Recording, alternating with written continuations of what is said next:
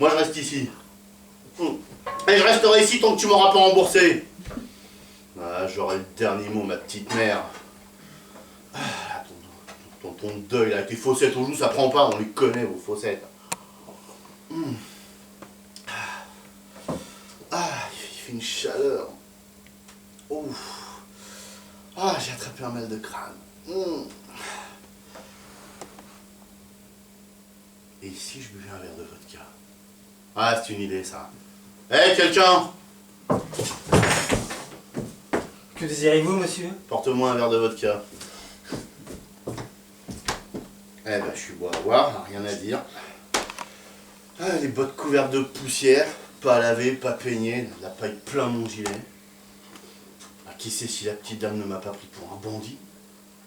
Bon, après tout, je ne suis pas un visiteur, je suis un créancier.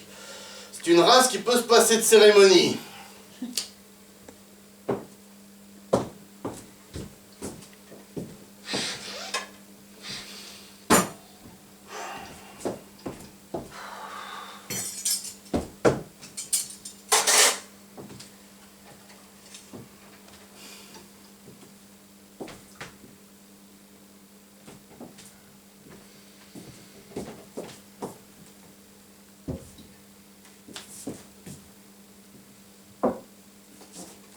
Vous prenez trop de liberté, monsieur.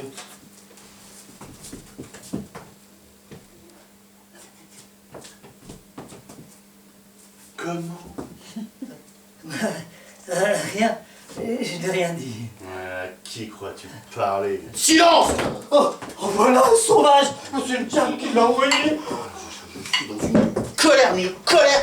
Je réduirai le monde entier en poussière!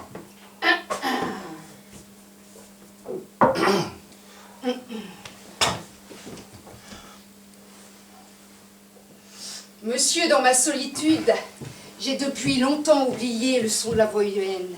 Je ne supporte pas les cris. Ne troublez pas ma quiétude. Je vous en prie instamment. Remboursez-moi et je partirai. Je vous l'ai pourtant dit en toutes lettres, je n'ai pas d'argent liquide. Attendez après-demain. Bien, dans ce cas-là, j'attendrai ici. Ici même, sur cette chaise.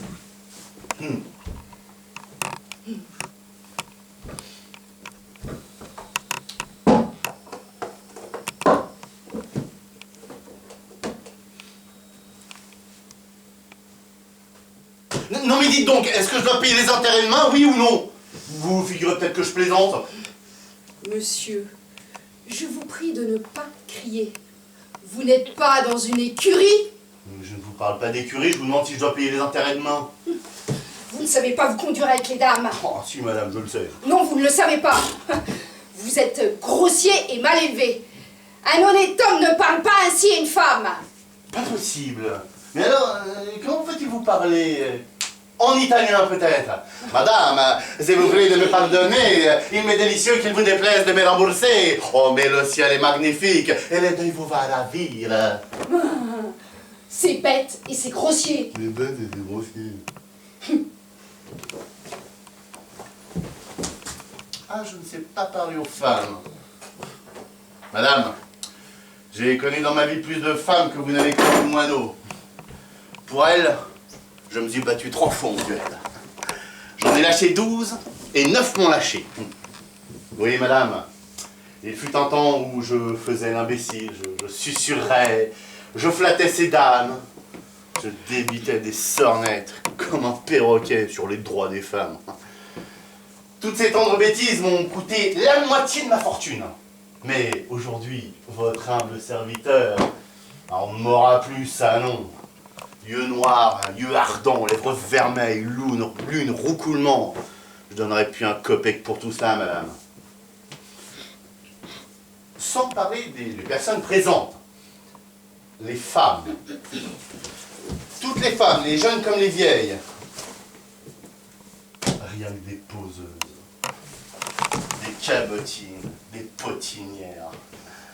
Des menteuses à tout crin. Des vaniteuses. Des faiseuses d'embarras. Elles ne connaissent ni logique ni pitié. Et quant à ce qui se passe là, vous excuserez ma franchise, Mais le moindre moineau rendrait des points à vos philosophes en jupon. Ah, contemplez un peu une de ces créatures poétiques. Ah, quel charme! Enveloppée de mousseline, elle a 1000 charmes, elle est une vraie déesse.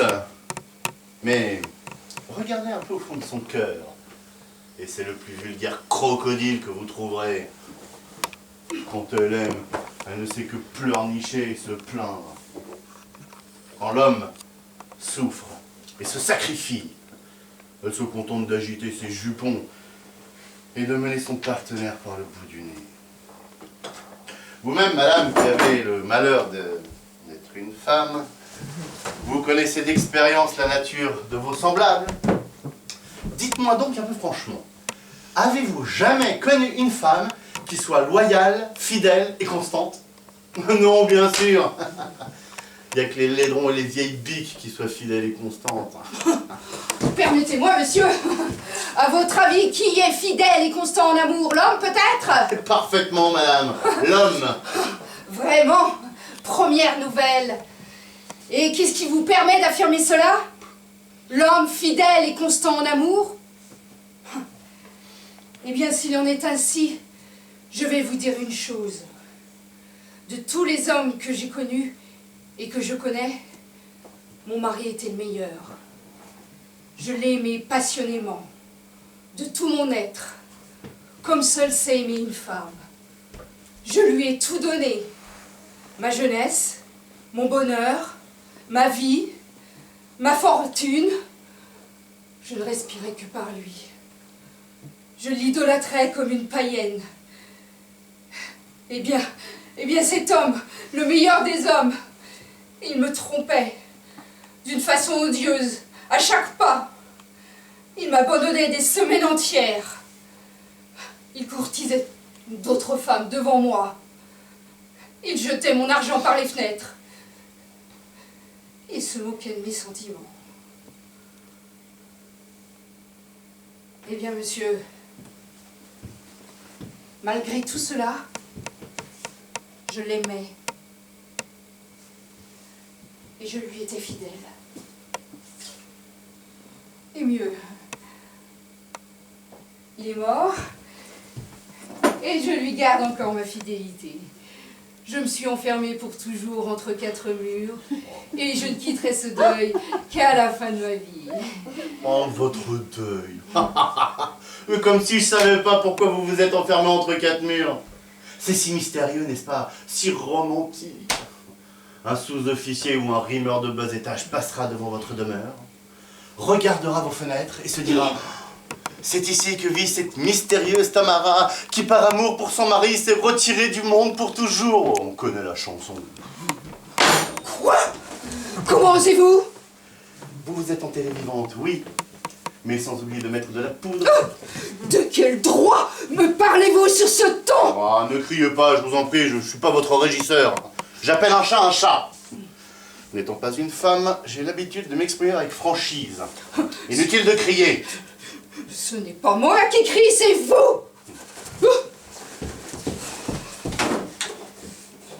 Veuillez me laisser!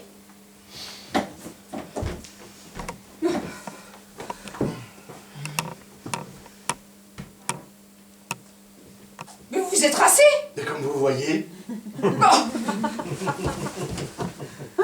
Veuillez vous en aller!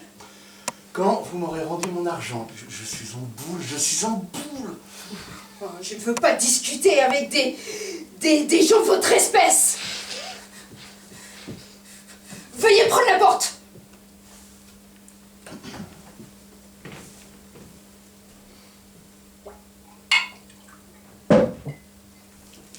Vous ne partirez pas, non? Non.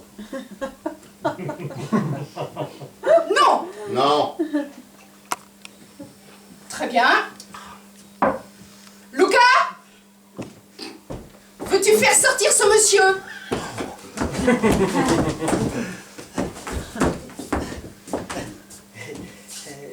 Il faut vous en aller, monsieur. Puisqu'on vous le dit, il n'y a pas... Silence! Mais à qui crois-tu parler? Mais je te réduis en poussière, moi!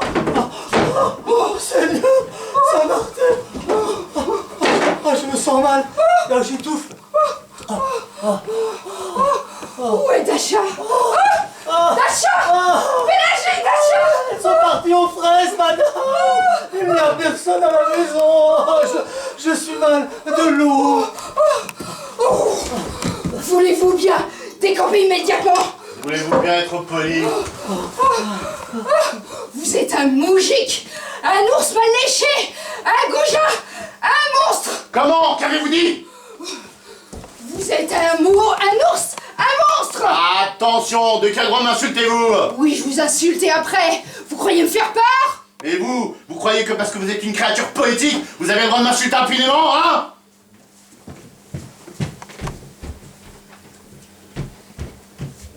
Je vous provoque en duel! Seigneur, ça m'attire de l'eau. Nous allons nous battre! Nous battre en duel. Parfait. Et tout de suite, hein. Et tout de suite, je cours chercher des pistolets que mon mari possédait.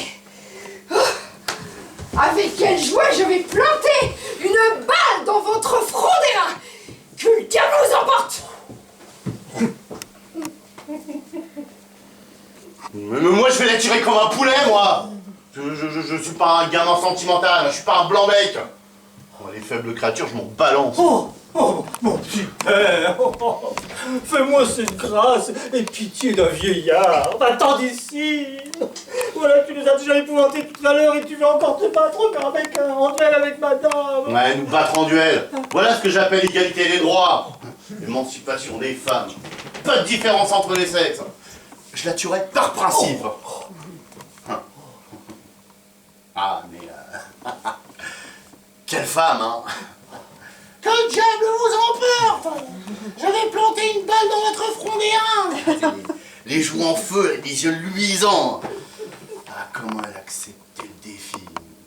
Ah, parole d'honneur, j'ai jamais vu une femme pareille! Oh, va-t'en, petit père, et je prierai pour toi jusqu'à la fin de mes jours. Ah, ça c'est une femme, hein, ça me plaît, ça! Une femme, une vraie, du feu, ça brûle, ça explose, là, une fusée! Mais c'est même dommage de la tuer. Oh, mon petit père, notre bienfaiteur.